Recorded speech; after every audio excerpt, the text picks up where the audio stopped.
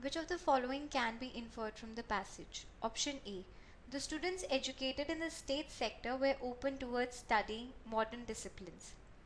Let us look at the fifth paragraph of the passage. It says, only 13% of independent school pupils took degree courses in new economic subjects, compared with 26% of those educated in the state sector. So we only know that 26% of the school pupils educated in the state sector took degree courses in the new economy subjects. On the basis of this information, we cannot say that all the students educated in the state sector were open towards studying modern disciplines. Option B. Chris Ramsay believed that Karnok Cook's statements did not hold water. The statements mentioned by Karnok Cook are present in paragraph 4. And in paragraph 5, Chris Ramsay does not negate the statements of Karnok Cook. He does not say that these statements are incorrect or unreasonable. Instead, he provides a justification. Says that it was true that fewer students from independent schools went on to university to study newer digital media related subjects.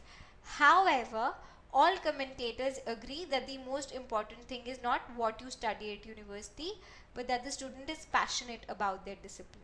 So we cannot infer that Chris Ramsay believes that Karnok Cook's statements did not hold water. Option C. High-tech subjects are chosen only by students educated in the state sector in Britain. Let us look at the first paragraph. It says, the head of Britain's university admission system has accused private school students of sleepwalking through their education, shunning high-tech subjects. We know that the private school students are shunning high-tech subjects, but the passage is silent about whether the state educated students are shunning them too, or whether they are choosing to apply for the high-tech subjects. So option C also cannot be inferred. Option D.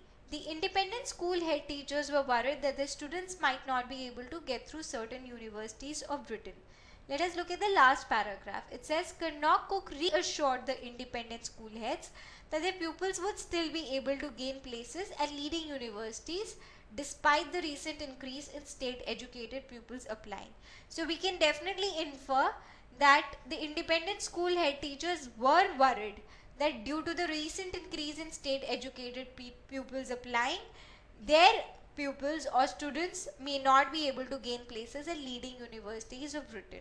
So option D can be inferred, and it is the correct answer to this question.